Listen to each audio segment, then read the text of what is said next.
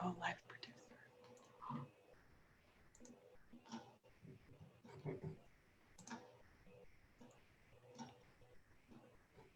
Happening now. It's on. We're streaming.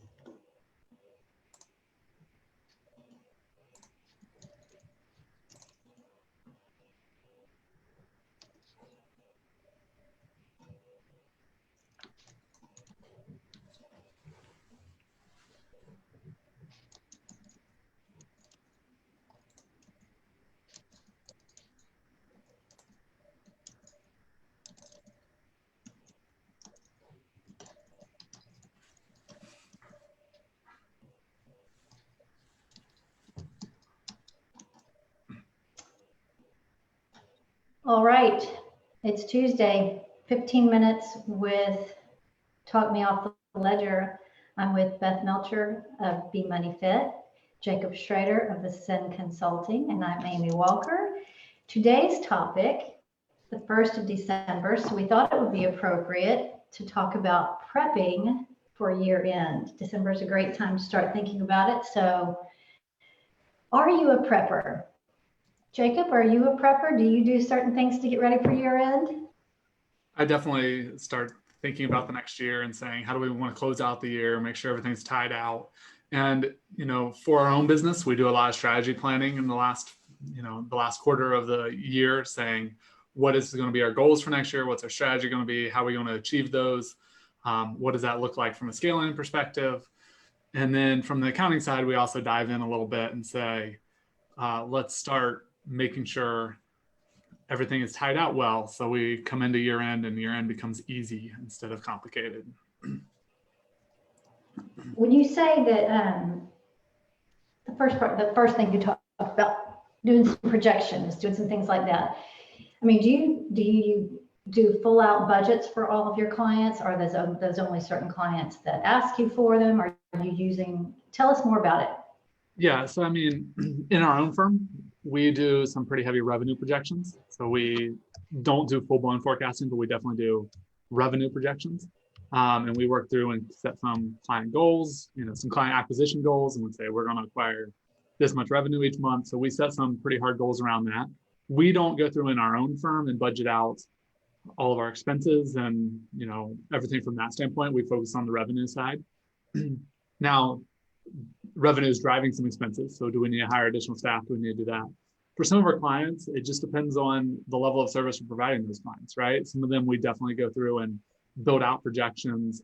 And sometimes that's not only a year-end thing, sometimes those are a little more active.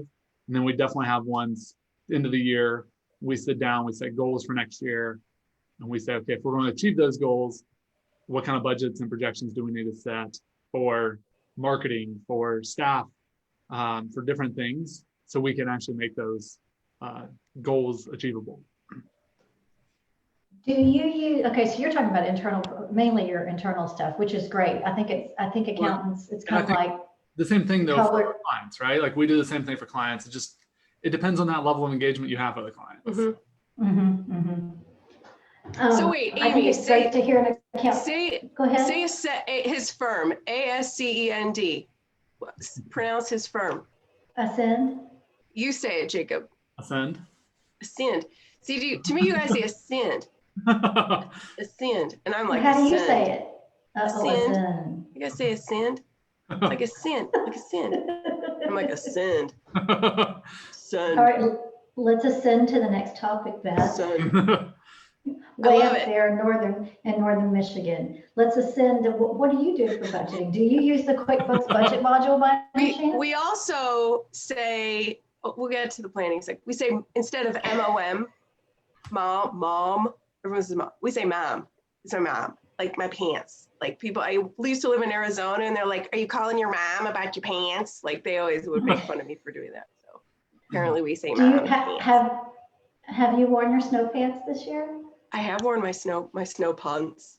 Yes, we have, but we also do planning for the next year. I'm sorry, I completely went off on some random topic, but You do what? You do some planning? we plan for pants and mom.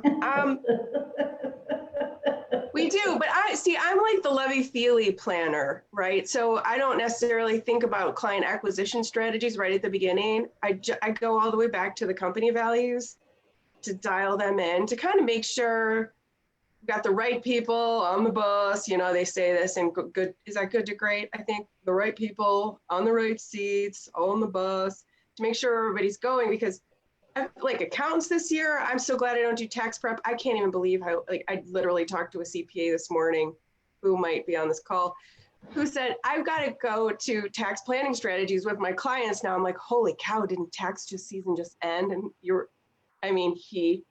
He was like, So I do like to take a break from the hardcore number crunch and just go all the way back to, all right, let's hit the reset button. What are we all about? Here, let's and figure out like two things. One, reassess what direction we want to go in, and then take this stuff off the shelf. Start with what I don't want to do anymore instead of thinking about what I do, because sometimes it's just like trying to shove something else into the closet. If you try to go right into setting your new goals for 2021, I like to pull out the things that don't serve me well anymore, whether it's clients maybe we want to get rid of or discontinue services with, a line of business that might not be returning what we had hoped it would return to the business. What do you want to maybe not do next year before then going into what you do want to do? I think that's really helpful. That's a good point. Yeah, a little pruning. Yeah, and what we always do for most of our clients is we dive into the strategy first and then roll into the financial projection, right? So let's realign. Who do we want to be as a company at the end of next year? What do we want to look like as a company? What services do we want to offer? What do we want to be known for? Those type of conversations, and then back into, okay, what do we need to change? How do we want to do that?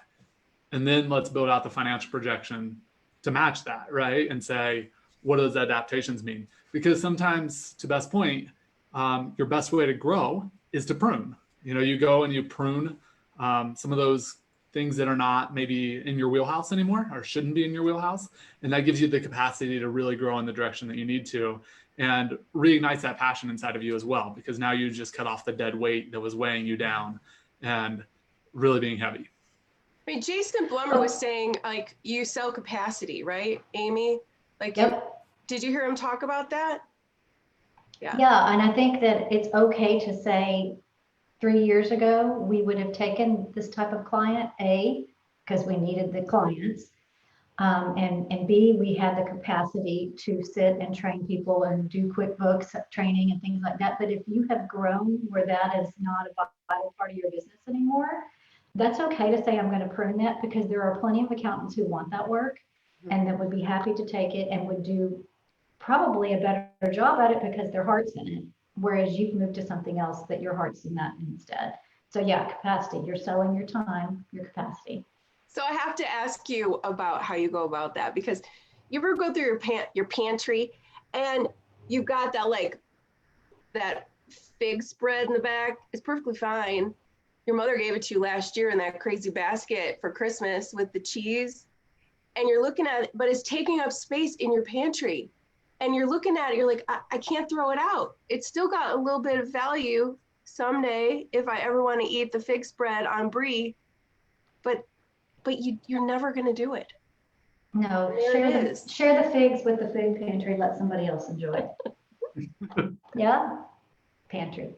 All right, I'm moving on from budgeting and planning. Let's talk about the elephant in the room. What's the one task that accountants, specifically bookkeepers and staff accountants, it comes around every January, and every January what can you begin preparing for? There you go. Bingo. What'd you say? 1099, 1099. 1099 prep. I'll tell you what, is this is the one area of our practice that it doesn't matter how organized we are. I don't know why. Maybe you can answer it. We are so organized. We have a system. We have a plan, but it's like, I feel like every January we're recreating the wheel. Now we're smarter this year. We started recreating the wheel in November, trying to get ready for it. But it is one of those things that's, I don't know why it's not easy. It should be easy, but 1099s, why is it not easy? And I think why it's not easy is our business owners move forward and they don't think about it. And we concentrate on the bigger ticket items. And at the end of the year, you're like, oh yeah, we should have got W-9s for all those people. And you can't even, it's not the 1099s that are as much of the problem as getting the information, the W-9s, It's right? prepping, Like, prepping for the like 1099. once you have the information, the 1099 process is pretty smooth at this point. You know, we have software that really enables us to do that, but we really struggle from the W-9 perspective. And part of that is, you know, there's not good reports inside of QuickBooks Online to run for 1099 vendors. Like you have to run 3 different reports, you know, to get it. And that's part of the problem. And, you know, something we've looked at doing, but we haven't implementing is like the monthly check for all of our vendors, and working with somebody to run that list of new vendors for all of our clients every month, you know, connecting an app to it. They can literally just pull out, hey, here's all your new vendors for each client in the last month. Mm-hmm. And trying to bring that into our monthly process, but so far we've not done that. But I think that's the thing. It's always an afterthought, and it's a painful afterthought. Okay, so if you were, both of you answer, right now, a bookkeeper's listening or an office manager's listening or a business owner's listening, and they already know they're up a creek. They've got between now and January 31st, for the most part, to prep. What do you do? And then let's talk about the apps. I mean, I have my recipe card for this, but what do you guys think? Yeah, I mean, if you haven't, okay, let's way back up to the beginning. If we're in charge of accounts payable, if we are maintaining vendor files, we don't pay anybody without a W-9. And that's just, if you're a bookkeeper, staff accountant, running your own firm, take that as one of your golden rules. Don't pay anybody without a 1099 or a W-9, because they will get it to you fast if you haven't paid them yet. Right. But if you have, they don't have any incentive to get it to you, right? So for everybody, like what are the parameters you use to send them? If it's not obvious, if it's not Coca-Cola or Frito-Lay, I'm gonna ask them for a W-9, and for a multitude of reasons. And I think it depends on what someone's buying. Obviously, if they're buying inventory, I don't necessarily need a W-9, right? Yeah. Okay. But if it is a service that they're buying, then you know, we definitely get tighter on requesting those W-9s. I think from a bookkeeping perspective, the real challenge comes in for those clients who you're not doing bill pay for, and managing it at that point, because you don't control that process, and the client is going to pay them. And even if you do bill pay, I think we all have the client like, oh, I just PayPal'd somebody money, right? Or I just sent it over Venmo, and it's like, Venmo's, okay, the worst. Now we don't have a W-9 for that. So it still happens no matter what. But I think, to Amy's point, doing that control on the front end is really, really powerful, because you're holding the purse strings, which means you get action. So how do you collect your W-9s? What's the fastest, most efficient way? I have my way, but how do you guys do it? We are getting ready to change our way. So we're getting ready to go to Track 1099 and do their W-9 subscription and collect them through Track 1099. We literally send one out of Adobe Sign. It used to be Adobe Sign, whatever it's called now. We email it, they fill it out and send it back. We just do it electronically, for sure. We need to move to electronically. We manage so many accounting inboxes for clients that's a little trickier, because it needs to look like it's coming from our clients. But I'm open for suggestions on a good app, we've done something. We've done the electronic. We've always done the electronic side where we just send it to them and ask them to fill it out. But we're going to go to Track 1099, because then it auto fills in, because we also use Track 1099 to issue our 1099s at the end of the year. So then it auto fills all that data in. And it gives us a nice dashboard to track those and gather them. So Fulton is posting. Matthew's posting. So Matthew Fulton, you're out there. I know you're out there. What do you do to collect W-9s? And anyone else who wants to post? I'm watching our Facebook over here. See if anyone wants to say what they're using. So, but the interesting thing is in different packages of ours, especially as we build out our service catalog for next year, some of those we include. If we're not doing AP, some of them we include collecting W-9s, and some of the times we put that responsibility on the business owner, or it's additional fee and it's per W-9 we have to send out. We're going to bill them heavily for it. So we are pushing that responsibility back on the business owner for some of our lower level packages, because we don't want to take on that responsibility when we're not managing their AP.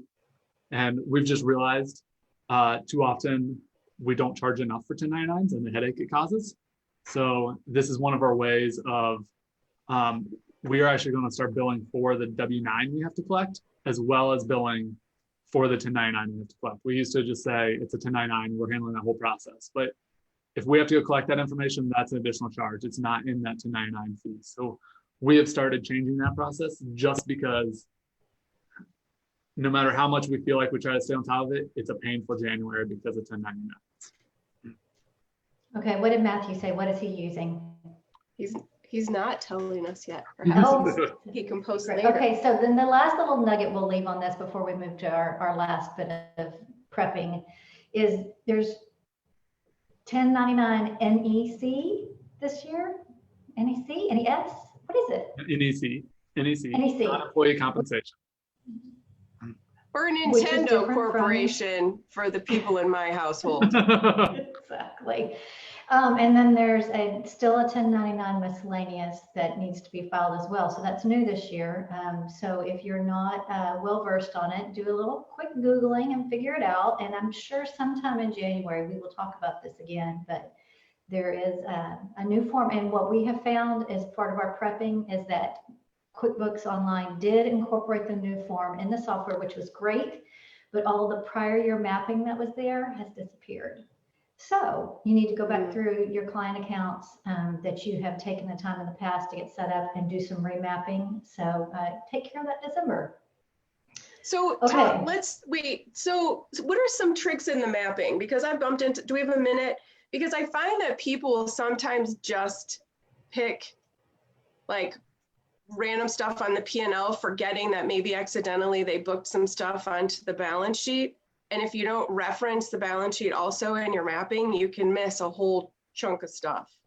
Yeah, prepaids will get you in trouble like that, won't it? Yeah. Okay, that was an exciting question. Sorry. You just wanted to say a word with A again. You want to say mapping. Did I say mapping? Oh. It's this. Toward. I'll go with the Queen's English instead. Will this be better? Mopping. It's mopping.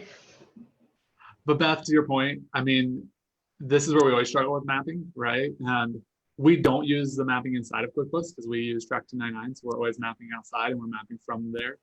But this is where I feel like I never trust a mapping report. We are always pulling other reports and tying out the number that's going to go on the 1099. Which report? Really looking at. What should we talk about them? Sorry, my nose itches today. We're looking at vendor reports and total payments from the vendor, right? And many times we go straight to the expense tab and we go to the vendor and we relook at things there even after running the reports because, you know, a check shows up on certain reports, a vendor payment will show up on other reports, right? And you got to back out credit cards. Right. To get to that exactly, you know, it can be challenging. So normally that's where I say we end up running 3 different reports and we make sure we grab everything. And we end up on the, you know, oh, hey, we know we now need to look at that vendor. We end up on the expense tab a lot. And we just go through and say, here's every payment they have. Let's make sure everything's captured because on that expense tab, you're truly going to see every transaction no matter where it's coded, right? And if you have a vendor you're paying for services and materials, obviously, you know, that 1099 has to be for everything. So even though you bought inventory from them and you bought but you also paid them for services, it has to be all encompassing there from the 1099 perspective. So to not miss those things is why I don't rely upon the account mapping style. Oh, and we cannot forget before we leave the 1099 topic, people you've paid interest to. You got to remember to pick those people up as well. Those tend to get forgotten pretty easily. Mm-hmm. Yes, and especially if you've raised capital through notes and you're not paying it back, you still probably need to do an interest statement for accrued interest to your investors. So For paid interest. yeah, well, Yeah. you can also have accrued interest, well, it's earned interest, but it's accrued interest is basically what you're issuing fund for, which is a little different if you have those shareholder notes that you're not paying back for, especially if you have convertible debt and things like that.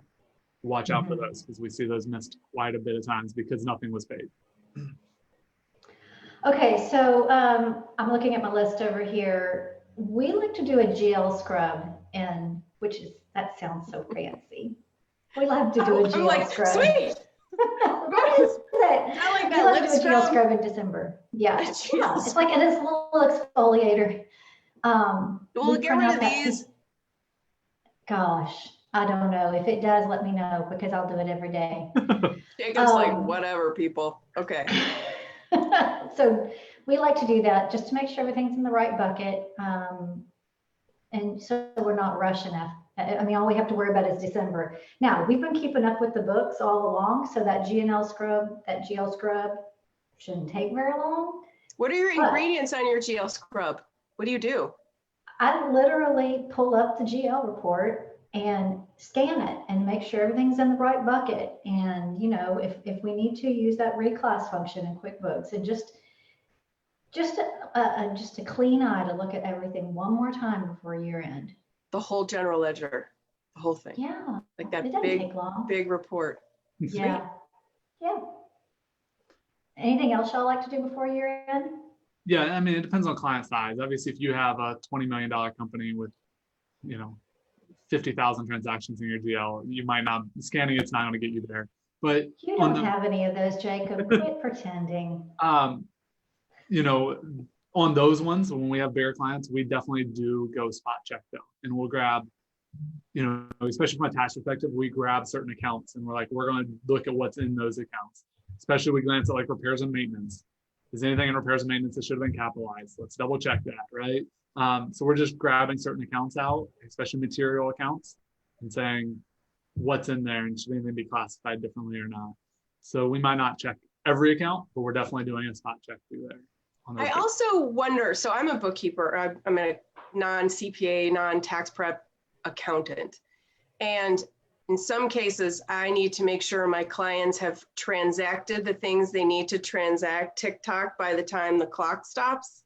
So I like to reach out to the counterparts in the tax prep world to make sure that if there are things that are supposed to happen that maybe they told my client has flaked and not told me, that we can get them done before the doors close. Because once December 21st hits, everyone's gonna flake out until January 3rd. So I wanna make sure that we're in the tax prep conversations, and things like the PPP and booking it as income, like talking to the CPAs now to make sure, like, you want us to book the PPP now as other income, assuming it's gonna be forgiven, because their tax obligation is gonna go through the roof.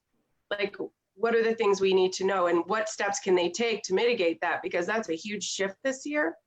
That's something I need to do before year end hits. You asked what we do for year end. It's just one of the conversations. What are some other common things that for every year that you're hearing from accountants, like property tax payments, things like that? Is that what you're thinking? Well, no, like making sure they're maxing out, like it's mostly personal financial planning things, or maxing out their retirement, or starting a retirement.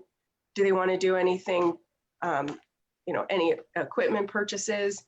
I know that I don't see the entire picture for my client because they have a whole personal piece that needs to be weighed into their planning. So I know that if they have to do anything inside of the business with spending or changing the way that the owner's compensated before December 31st hits, they tell me what has to happen so we can make sure it's in the final payroll. Oh, and then the sub-S stuff, the S-Corp payroll, which is kind of a pain. But that's the thing, because I think the conversation between the CPA and the accountant, or the CPA and the client, I'm not always in that call. And I think the client thinks that sometimes we always talk to the CPA, and I think the CPA thinks that the client tells us everything.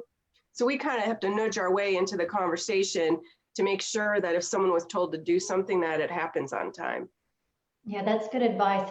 And it's also value added to the client that you're being proactive in contacting their tax preparer, just to make sure you're all on the same page. I think that shows good initiative. Oh, thanks. I like it. Thanks. Well, and no, we work with bookkeepers as well from a tax side where we don't do the books, and it's super important to have that because we try to bring those in because many times the bookkeeper has context that the client doesn't have even on their own books. So it's important to us to include them in that conversation. So we're 25 minutes in. I know I wanted to touch on one other thing before we wrapped up, and that is as you look at year end, think about the payroll adjustments you need to do, especially when you have S Corp owners and owners payroll, fringe benefit add backs for employees. The one we see a lot is auto add back gets missed a lot, right? We really often see auto add back missed. Health insurance on S Corp owners is also one we see missed a lot. Granted, a lot of payroll providers are getting better at that, of tracking it throughout the year. So it's not a year-end adjustment, but if it's not tracking it correctly, make sure that one's done. And just look at all those fringe benefits you're providing your employees and saying, what adjustments do we need to make? Yeah, definitely. Okay, this was good. We have a fancy new bookend to show you with our socials this week as we're saying goodbye. So tell everybody goodbye and see your face, and then I'll pop up our bookend on the screen. Good night, Grace. Good night, Grace. I love that. Okay, here we are. Here are our socials. And hope everybody has a great week. Take some time to do some prepping. You'll be appreciative of it in January. Thanks for your time, Beth and Jacob. It's good being with you guys.